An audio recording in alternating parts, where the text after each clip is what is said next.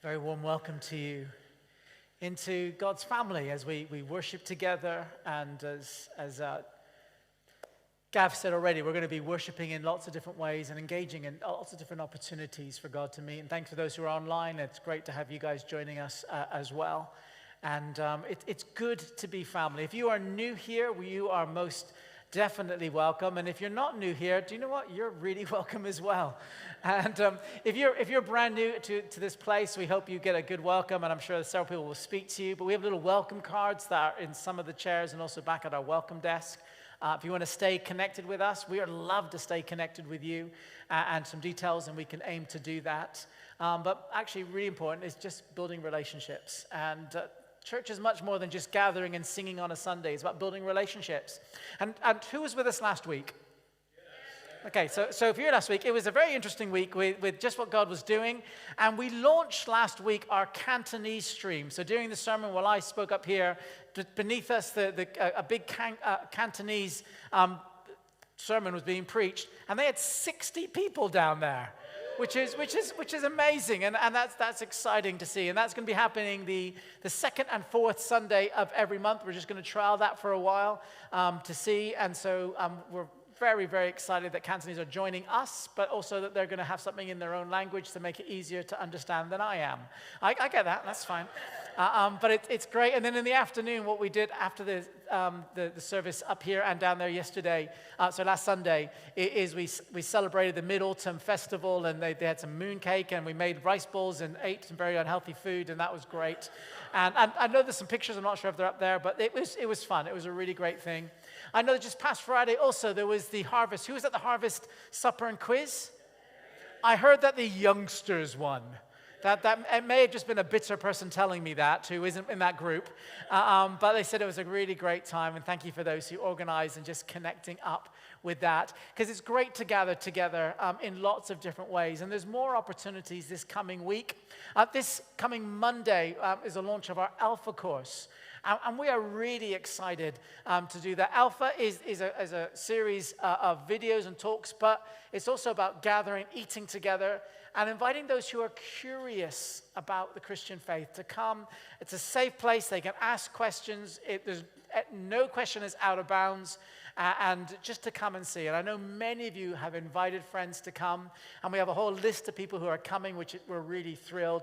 It's still not too late. If you want to invite someone, and you know, even if you just turn up with them on the night, I'm sure we'll find food, but they would be most welcome. So please keep inviting. Please keep praying that people may just encounter the what we've just been singing, the presence of God, and the one who changes things. And pray for the team as they serve and as they lead. And then later this week, if you had the church email, some of these things are highlighted. On Friday, we have an opportunity. If you play any instrument at all, we're gathering anyone who plays an instrument to come together and just to worship together as you play your instrument. If you are interested in that, contact the office and we'll get some stuff to you. And then next Saturday is our next dads or grandpas and toddlers morning at 10 till 11:30, and you're most welcome to come and be part of that. Hello? It's a 14th, so if you come Saturday, you're going to be really early. So it's not this Saturday, it's Saturday after, that's fine. And thank you, Rachel, for correcting me on that one. That's cool, thank you. But grab the newsletter, and you too can read the wrong dates like I did. And but connect up, and it's exciting to see what God is doing. And as Gab's already said, it's harvest, and people have brought things for harvest. Harvest is traditionally in churches, when harvest is because people have often lived off the ground, and that's when we bring our harvest in. And I'm sure you've been out in your fields harvesting your crops, like me.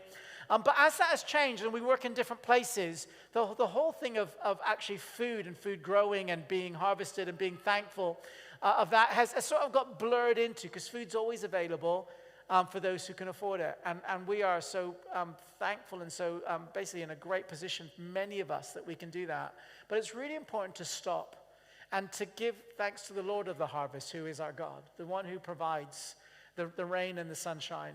the one who helps crops to grow, and that helps feed us. And many of us, although we don't go out harvesting, is that we still really enjoy that opportunity of eating and sharing with others. But it's really good to stop and to give thanks. We're also mindful that around our world there's others who aren't in the same privileged position as many of us. And they find that the crops don't come, or their daily bread is a much more day-by-day existence. And that's around our world. And it's great to be thankful for what we have, but also to pray for them.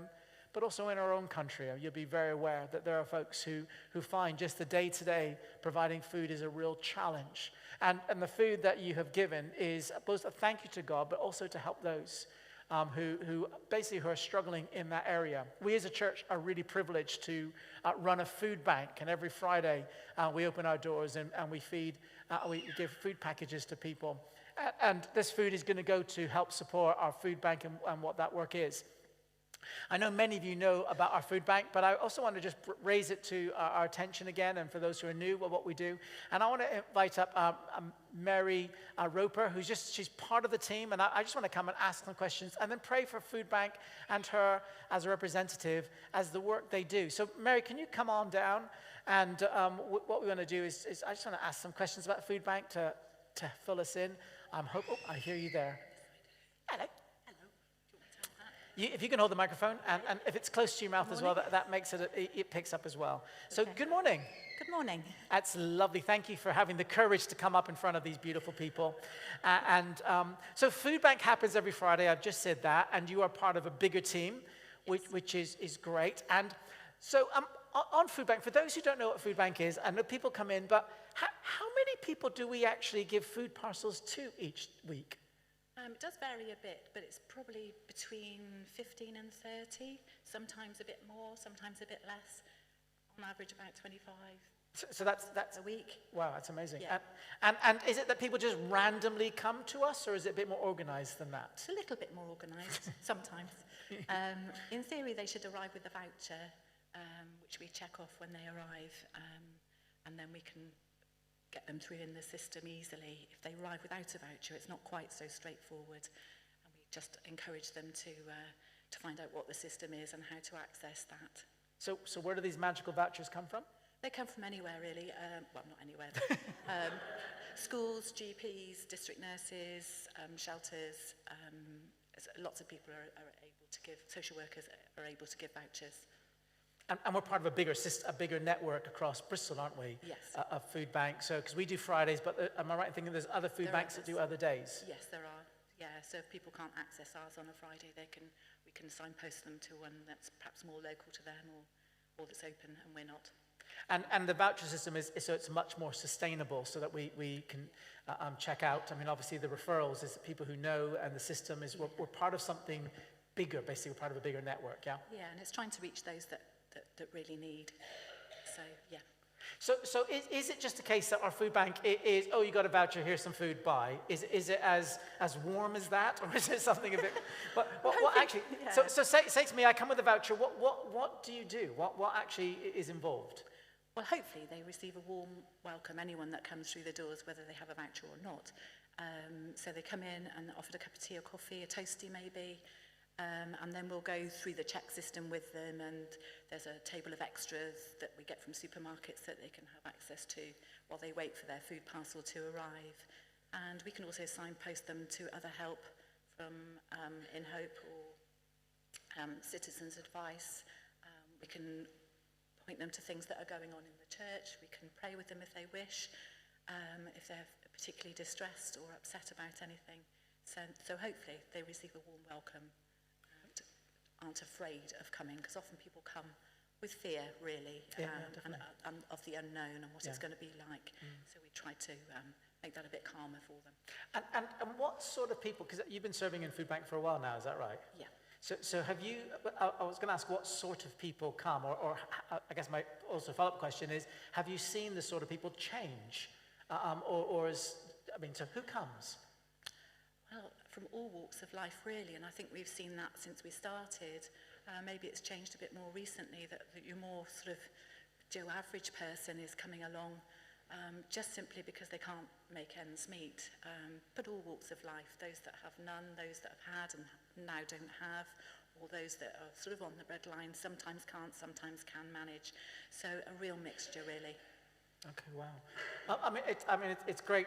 It's amazing that what the team does and team serves, and I know there's some food here. Have you guys just got like tons and tons of food that you just give out to people, or how does that work? Where do you get the food No, from? not always. Sometimes we have a lot, sometimes we don't have so much, so we have to be a bit careful about not how much, because we give the same to each person, but we have to be a bit more careful.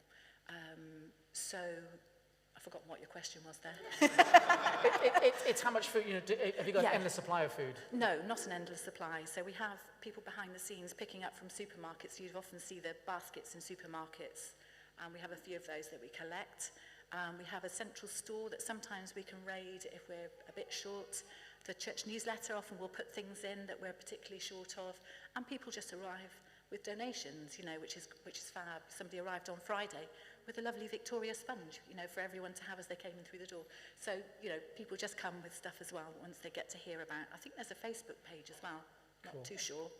But, okay. Yeah. Because that's what the voucher system is, again, is trying to make sure that we are consistent in who we give and making sure that we can give in a more meaningful way, which is amazing. Yeah. So people give, I know many of our church do, there's some stuff here, and other people give more regularly and want to encourage you to keep doing that. And people can do, and I think praying as well, because it's much more than just here's some food, is we want relationship, we want them to see the love of Jesus, but also to hear the love of Jesus through the team. So I encourage us to be praying for them. But what if someone's saying, can I physically help beyond praying and beyond actually giving some food? How would someone go about if they're saying, do you need me physically to come and do something? Yeah.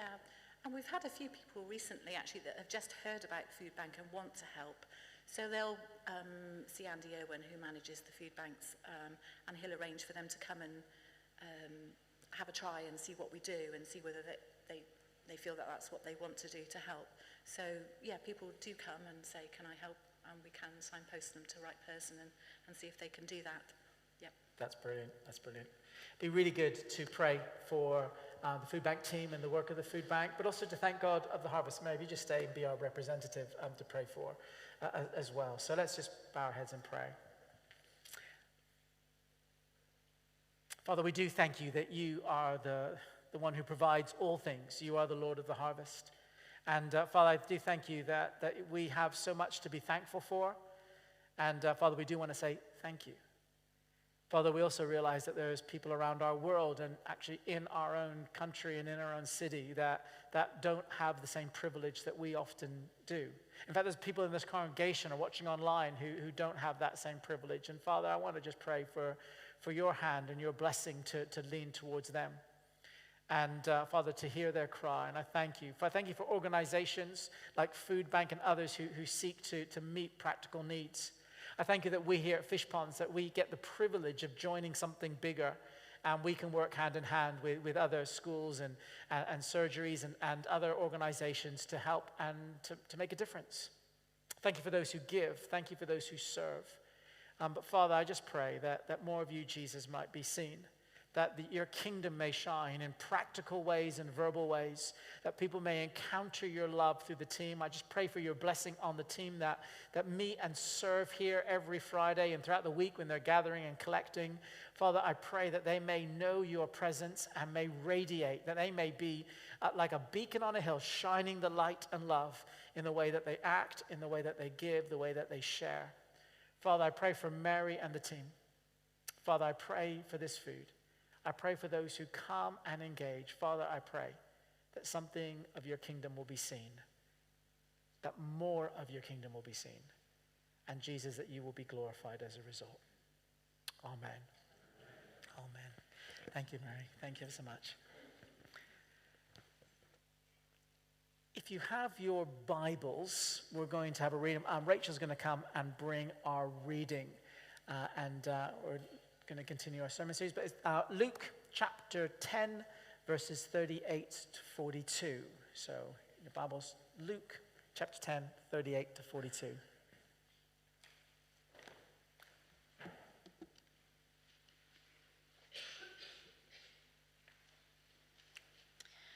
At the home of Martha and Mary. As Jesus and his disciples were on their way, he came to a village where a woman named Martha opened her home to him. She had a sister called Mary, who sat at the Lord's feet, listening to what he said. But Martha was distracted by all the preparations that had to be made. She came to him and asked, "Lord, don't you care that my sister has left me to do the work by myself? Tell her to help me." "Martha, Martha," the Lord answered, "you are worried and upset about many things, but few things are needed, or indeed only one. Mary has chosen what is better, and it will not be taken away from her." Thanks, Rachel. Keep your Bibles open or turned on if you're electrically minded, and we'll dive into that in a second. But I want to start with a kitchen. Anyone have a kitchen? Some of you? Okay. So imagine you're standing in your kitchen, okay? And I want you to, in your mind, survey how many time-saving devices are there, okay? So how many time-saving? So I need some interaction here. So can you tell me some of the time-saving devices that you have in your kitchen right now? What might you see? Toaster, kettle, microwave, cooker, dishwasher. Praise God for those. So was that? Dishwasher set, remember? Absolutely. Anyone have a washing machine in there as well? A tumble dryer? Anyone have food mixers? Anyone have a thing called like a tap with running water? Anyone have those? Or do you still pump it out and do anyone of those? I know some of you are like, so yep, so there's a variety there. Any other time-saving things you may have? A plunger, okay, thanks, mate. And so there's a whole variety of things. So if you just go around in your kitchen, you think, how many time savings? And there's a lot of time savings. So now you think, you using all of these, how much spare time must you guys have? Hold that thought for a second, okay? Just hold that thought for a second. In our mornings together, I'm doing a series. We just kicked off a series last week, and then we're going to do it this term, called Jesus Steps In. Because throughout the Gospels, we see lots of different situations where Jesus steps into a situation or into a relationship, into a person's life, and he brings transformation. It is Jesus just comes and makes things different, makes things better, and transforms them.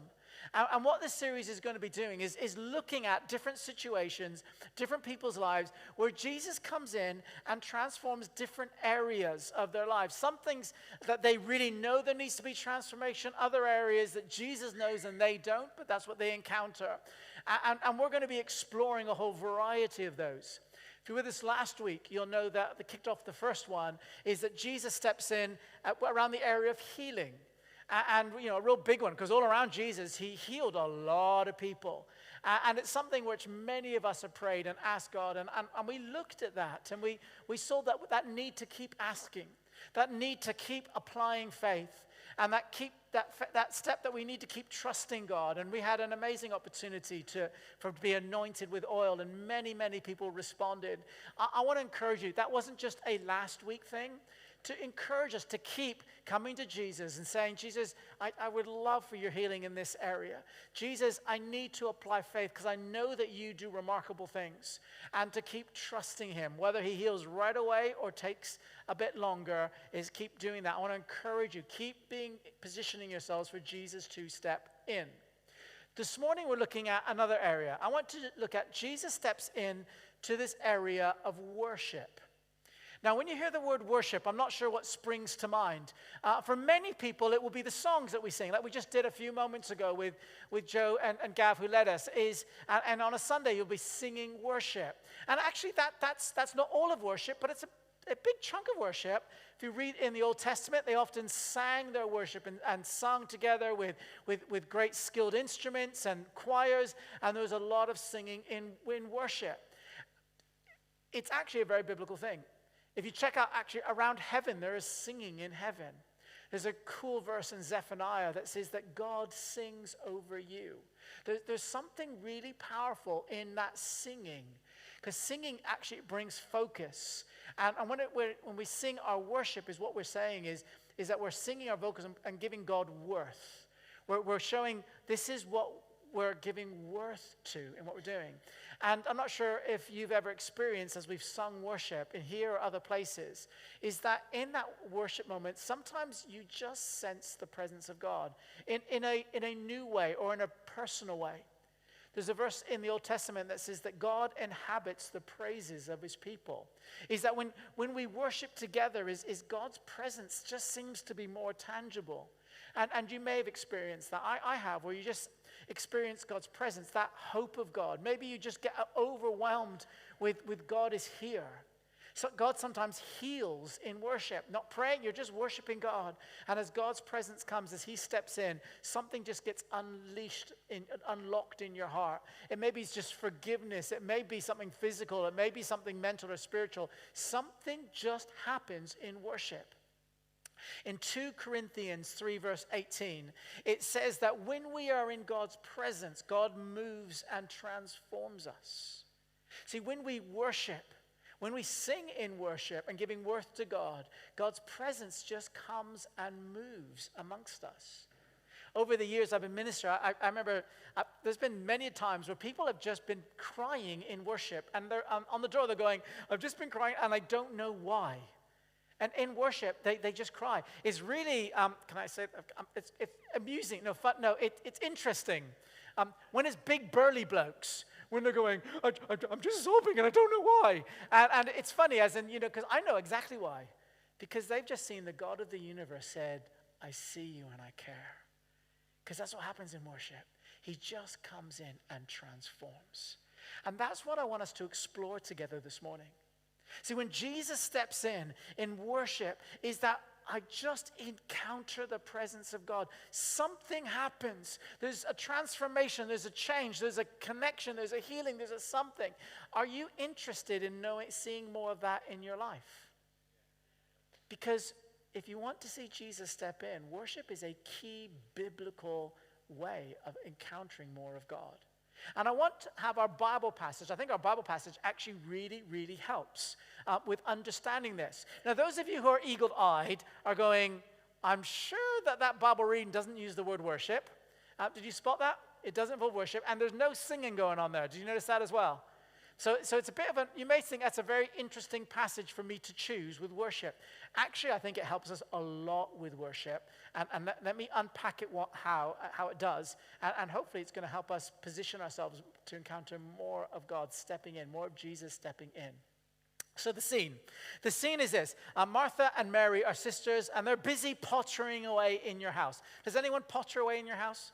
I don't exactly know what that means, but I know that you're busy, yeah? You're busying away. And they're busy away, and then Martha looks out the window, and she sees 13 burly blokes coming towards her. Jesus and the 12 disciples, okay? And they're coming, and they're heading her way, and they look hungry. They look like they need some food and some drink, and they're coming to her house. And, by the way, if that was you, okay? You're busy pottering, and you look out your window and you see 13 burly blokes coming to your house and looking hungry. How many of you go, let's act like we're not in? How many of you do that? How many of you are much more Christian and loving than that? And you're going, no, I'm going to welcome them in and just grumble. They could have told, they should have planned, I don't have enough food. And some of you do that, aren't you? You welcome them in, but then we grumble. How many of you are going, no, it's great, come on in, it's brilliant. If you're in that third category, join our hospitality team, please. Because I know there's some who are like that. I know there's some out there, and we are blessed to have some of those in our church who just say, no, it's great, we can do this. And those who serve on our tea and coffee before and after the service, and those who help with meals and stuff, and thank you for that. And that's a real gift of God. In the Middle East, hospitality was a really big thing. As in, when they saw these people coming, actually Martha took on that responsibility. No, it's my responsibility to welcome them in and to feed them. And she got busy preparing her 3-course meal or whatever it was. She was very busy doing lots of stuff. And she's busy preparing, peeling, doing all that sort of things. And then she glances in and she notices that Mary is sat at Jesus' feet. Pause for a second here. Have you ever been really, really busy, working really, really, really, really, really, really hard? You glance in and the other person sat on their butt doing nothing. Has that ever happened? How do you, okay, so Martha comes in and goes, Jesus, this is the literal Greek, okay? Jesus, tell her to get off her butt and help me. That might be a paraphrase, I don't know. But that's exactly what she said. Read it, that's what she said. She was like, Jesus, tell Mary to come and help me. How many of you have sympathy towards Martha? Yeah, absolutely. You're just going, come on. The problem is Jesus didn't. Jesus goes, Martha, do that, girl. Basically, no. Mate, no, Mary's done the right thing. Now, often when you read this Bible passage, you can think what this is Jesus saying, you activists amongst you, activists are wrong, and the more reflective people, you're right. Have you ever heard that preached before or said? Okay, that's not what this is about. This is not about activist versus reflector. You know, those who are actually busy doing stuff aren't the unreligious ones, while the person sat here doing nothing is the person who's holy. That's not what Jesus is talking about here at all. There is a Hebrew word for worship called avada. I'm sorry if you're a Hebrew scholar and I pronounced it wrong, but avada, what avada does, it's a word that encompasses all of life, of work, of serving, of resting, and that's worship. Worship is all that we do. So Martha, while she's peeling her spuds or washing her dishes, that actually can be worship as well. Paul picks this up in the New Testament. In Romans 12, he talks about we are to be a living sacrifice. Everything we do is an act of worship. That's not just singing, everything we do. He writes in his letter, I think it's Ephesians, where he says that whatever you do, do it as though you're doing it for God. Whether you're sweeping the ground, whether you're serving, do it as an act of worth to God, of worship to God. So this isn't saying that activists are wrong and those who are reflective are not. What Jesus is talking about is her worship. You see, because Jesus said, notice what Jesus said in verse 41. He said, Martha, Martha, you are worried and anxious about so many things, where Mary has chosen the right thing. See, what happened is Martha, in her busyness of doing things, I'm sure if you asked her, why are you flapping so much in the kitchen, girl? She said, I'm doing this for Jesus. But what happened is doing it for Jesus, giving worth to Jesus, had slipped down her priority list, and then she was just doing things to get them done. And that's for Jesus, of course, but I'm doing things, and then she was anxious, I need to get that all sorted out. And Jesus is saying, but you've lost your focus. That's what he's saying. So it was her worship had lost its focus. She was so busy doing stuff that she missed Jesus who was in the room. Where Mary had got it right. Now I want to just pull three things up from Mary, real simple things to help us with worship. And they're deep and profound. You might want to write them down, but actually they're quite simple. You probably just go, oh yeah, that's pretty obvious. Okay, the first thing is this. The first thing we learn from Mary is the importance of pausing. P-A-U-S-E, pausing. To pause. Back to your kitchen. All those time-saving devices that you have and all that spare time that you now have you noticed that you managed to fill all your spare time?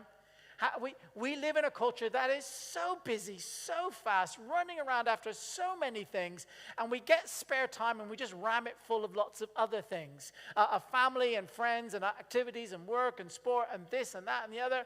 And how many of you, like me, my hand's up here for this one, you have a friend that says, oh, we must catch up soon. And you've been saying that for a long time. Yep. Why is it? Is it because, okay, be honest here. It's not because it's just an excuse, as in, yeah, we must catch up. Never, not going to do that. It's not that, because we're much more loving than that. But you're really genuine. You like the person. You want to do the person, but you're just so busy doing a lot of other stuff. Yeah?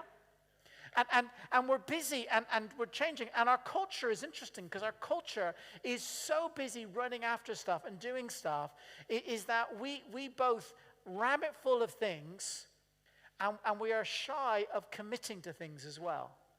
Because have you noticed people don't like to commit as much as you are? If you're old like me, you cast your mind back 20, 30 years, and when people were to, people would be serving in our kids' work just for years, and now people are going, well, I'm not going to commit just in case something different comes up, just in case something other comes up. And because of our busyness, we get less committed, which is weird. We have more time because of time-saving devices, but our busyness stops us. One of the things that gets cut the quickest is our worship to God. It really does. It's not that we don't love God. It's not that we don't believe in God. It's not that we don't believe he's worthy. It's just like Martha. I'm busy. I've just got to I'll just do this. I'll just do that. And we're busy. And I know worship's important. And I know Jesus is in the next room. And I know he's in my house. And I'm really pleased he's in my house. But I'm just chasing lots of other stuff. And what Mary did is Mary paused. Verse 42, it said that Mary had chosen the right thing. That word can also be translated as allocated the right thing. Because the truth is, life still does happen. We still need to peel the spuds and do all that sort of stuff. We still need to spend time with the family. We need to do work. We need to avada worship God in that. But we also need to pause and spend time with Jesus. We need to pause to do that. We need to do that in our everyday life, is to pause. I encouraged you months ago saying about just spending some time in God's word. Just do 10 minutes. Just in the morning, just read and ponder and just pause and say, God, I'm giving your word some worth. I'm giving you worth, and I'm just giving space. Because what can so easily happen is in our busyness, and Jesus is there and we know he's there, is that we just miss him.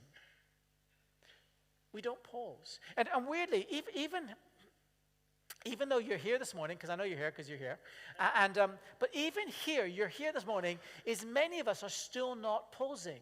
Because in our brains, you're going, how long is Mark going on? When will he finish? When will this service go? As soon as the service finishes, then I need to get lunch. Oh, did I get the lunch? And then I need to do this. And your brain is all off to other different places. Yeah, no hands up that one, but I know that's true for some of us. Pausing is saying, Jesus, I'm giving you space. I'm saying you're worth. You are worth. The truth is, we give space to things that we really like. That TV program that you really, really like. Some of you need to catch up on, but some of you just are religious in the way you watch it. Some of us with our fitness or sports or other things, we do that. There's nothing wrong with that, but are we giving space for Jesus? So the first thing is to pause. I wonder, have you ever took a stone and thrown it into a still pool and watched the ripples go out? See, because I think that's what happens when Jesus steps in, is he steps into us and the ripples go on for more. Have you ever been to an incredible time of worship, whether it be personal or in a group, and the afterglow and the effect of that lasts for a long time? But have you ever thrown a stone into a rough sea or a rough pond? Have you ever done that? It does make little ripples, but the ripples are gone really, really quickly. And I think sometimes with worship with that, is if we don't pause, is the ripples are, God does step in, even though you're thinking about what you have to do and big important things. I get that. And we can still meet with God, and that's still good. But if we want to have that longer lasting ripples, that transformation, pausing is important. In our everyday, maybe spend time in the morning, maybe at lunchtime, just we're saying, God, I'm just acknowledging and giving worth to you. Maybe if you've got one of those, a BP watch or your phone, and you just set the hour chime, and every hour chime when it rings, it just makes you go, yep, Jesus, I'm just going to honor you. It's just giving those pauses for God as part of our worship. So Mary, first of all, she paused, but she did something else. Did you notice where she was? She was at Jesus' feet. She was kneeling at Jesus' feet. She was there. I'm sure that Martha was saying, I'm in the building. If Jesus needs me, he can call out, I am actually here. And we can do that as well. I still acknowledge Jesus. I pop in on Sunday. I do this, I do that, the other.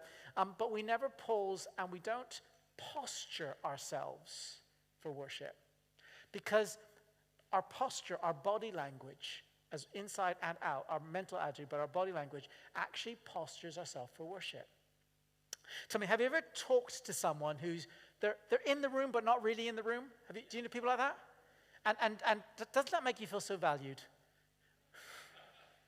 Or someone, oh, you don't mind if I do this while I'm chatting to you? And sometimes it doesn't matter, but sometimes they're going, you don't say it because you're too polite. Yes, I do mind.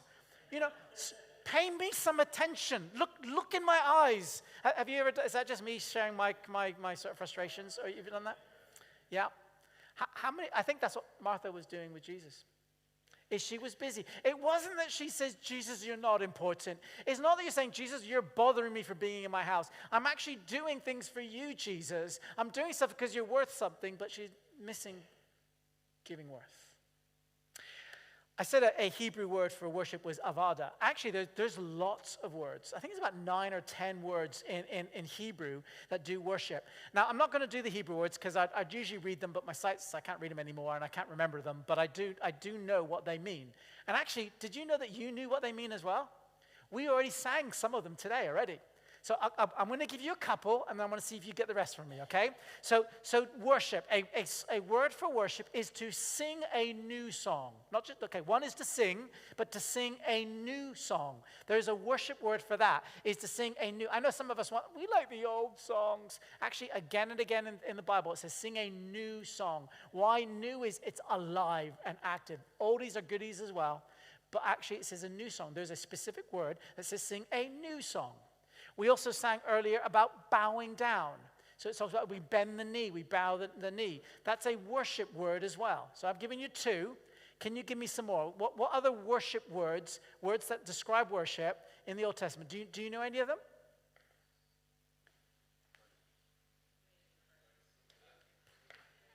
Lifting up your hands. That was so spontaneously. That's amazing. Absolutely. So worship is lifting up hands. That's actually worship. Any more? Dance. It's twist. Actually, the word is twist and move. The Hebrew is twisting and moving. How many of you twist more than dance? Yeah, okay, yeah. Okay, yep, absolutely. Dance. Any more? Sing. Yep, absolutely. Sing is one. Clap. Clapping was absolutely. Clapping hands is actually a worship word. Absolutely. There's another thing that Gav does, something that Gav does that I'm not sure if you know. Not to... That's a different subject. But something that we just saw Gav doing. He was playing string instruments. It's hitting the strings. There's a word called hitting the strings. Absolutely. And I've got another one. There's shouting, actually. There's not singing, shout.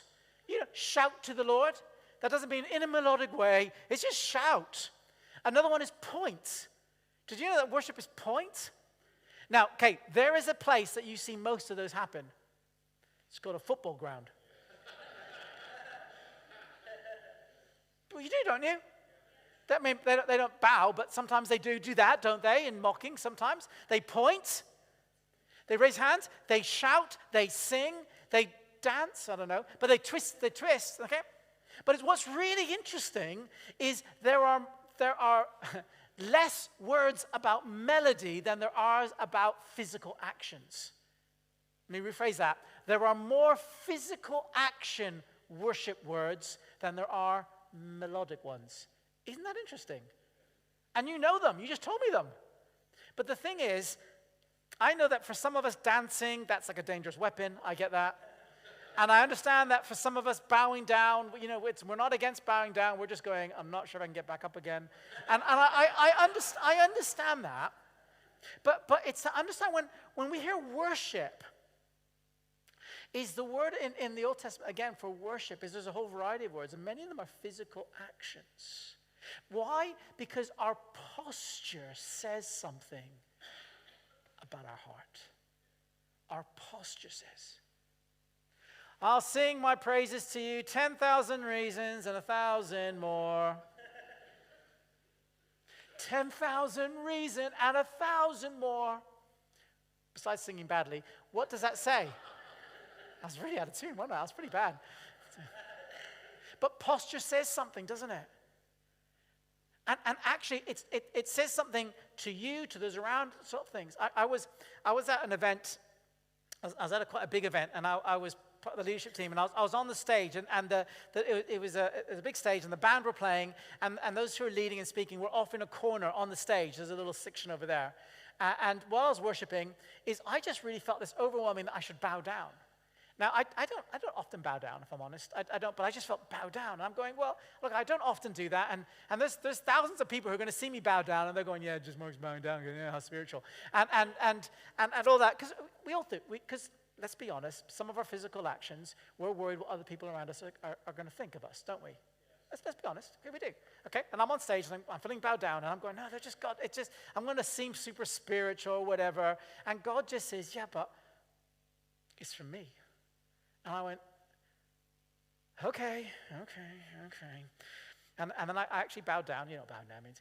I might not get up again. That's why I'm not doing it.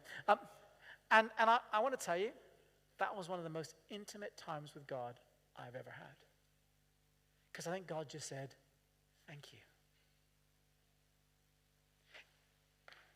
That physical actions, what Mary did is Mary allocated time. She did do other things. She did those other things. But then she said, okay, I've done some stuff, but now I want to I'm pausing, and my action is, I'm here to listen to you, Jesus. Martha, you're running around after 101 things. No, Mary's done the right thing. I wonder what our physical actions is. And the truth is, we know it all around us. When a child does that, it says, pick me up. It says, I surrender. It says, I need you. I'm not saying, guys, I'll be really honest here, okay? I'm not expecting that in our worship in a few minutes' time when we're going to be singing that, I want all of you dancing and down and up like that and things like that. Because if you want to, you can. But I want to be really realistic. I know that most of you are going to go, Mark, that's a step, not a step too far, that's a continent too far. But I want you to hear two things. Okay? The first thing is is there are more physical words for worship than there are vocals. And we're called to worship God. So why are we refusing? Okay? That's not. I just want you to ponder that a little bit. And the second one, which will comfort you a little bit more, is just do a little bit to begin with. Okay? If you're not comfortable with that, try that. Try that. Try that. Try not doing that. Just try. And maybe bowing down isn't you're going, but maybe sit down and bow your head. Maybe take on a posture. You all know when, kids, put your hands together and pray. Actually, there's something, posture is powerful. I love that pointing to God. When you say, you are good, and it's pointing to God, it's you. I know that God isn't sat there. I know that. But what you're saying is, but on football, when you're on a football ground, I'm not into football, but when the crowds are there and they're pointing, why are they pointing? It's they're saying, because we want to identify, we're talking about you. It's about, we're giving worth and focus, and just, I want to encourage you. And not just in here in gathering, but when you're at home. When you're at work, dancing and pointing, that may get some funny looks, so just maybe be appropriate. But give that worth to God and thinking what physically, because your physical thing, it actually demonstrates what's happening on the inside. And that brings me to the last point, and just as I wind up, is we need to pause. Mary showed us about pause. We saw about posture, because that's really important. And I think all of us can be challenged a bit on that. Please, I'm not burdening you. I want to release you. If we want to see Jesus step in, posture yourself to say, yeah, I'm ready for it. Or I'm ready for it. It does, as long as you just posture. And the last one is to pursue Jesus. Remember, it's about pursuing Jesus. I wonder, have you ever thought, I need to get something from the supermarket, pint of milk, something bread, I need to get something, and you've nipped down to the shops, and you've got back home, and you've got a basket full of stuff, apart from the one thing you went to the shop to get. Have you ever done that? Okay, whether it's an age thing, I don't know if it's an age thing, but it just happens, doesn't it? Because you just get distracted with other stuff, or maybe you're organizing a party, and you got the music and the food, and all of that's organizing, and then you say, but did you speak to the person we're celebrating? Oh no, I didn't get a chance to speak to them. The reason you're throwing the party, you didn't get a chance to speak with them. When it comes to worship, especially sung worship, it is we can find ourselves getting so focused on other things that are important, but we can miss the main one it's about.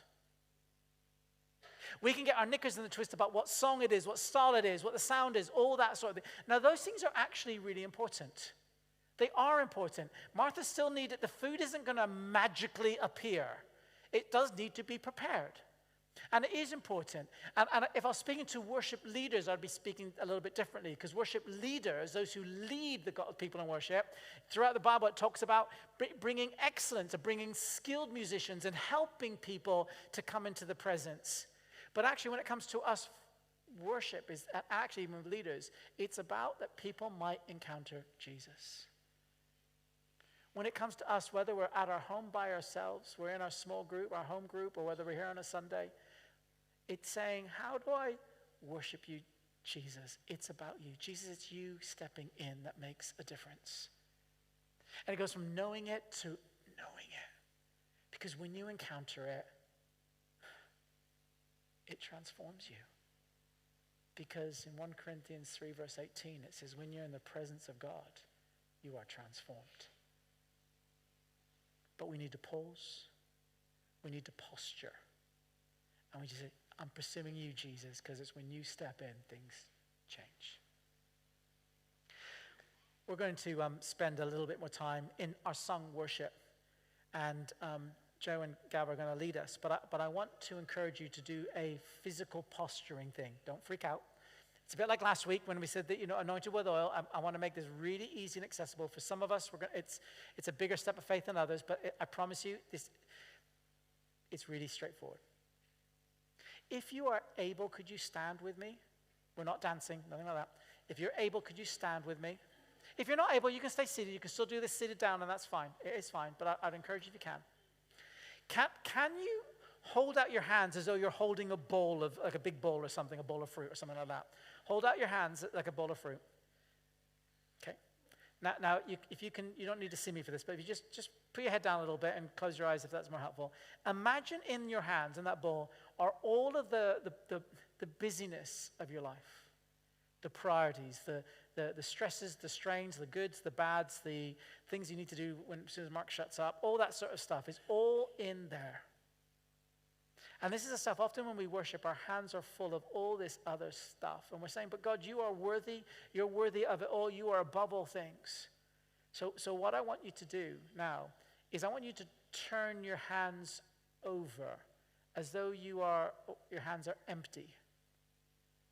Now, you might want to place that bowl down and bring your hands back up again, or you may just go, no, that can dump out. That's fine. It doesn't matter. But your hands are, so your back of your hands are showing up. So there's nothing in your hands. So there's nothing in it. And almost shake them off, the sticky stuff. Shake them off and say, God, we empty our hands. And now spin your hands back around again. So you now have empty hands.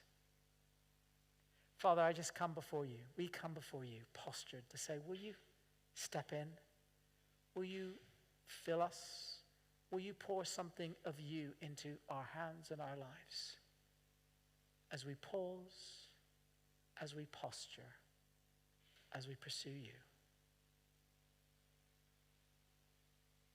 Accept our praises and come and meet with us, I pray.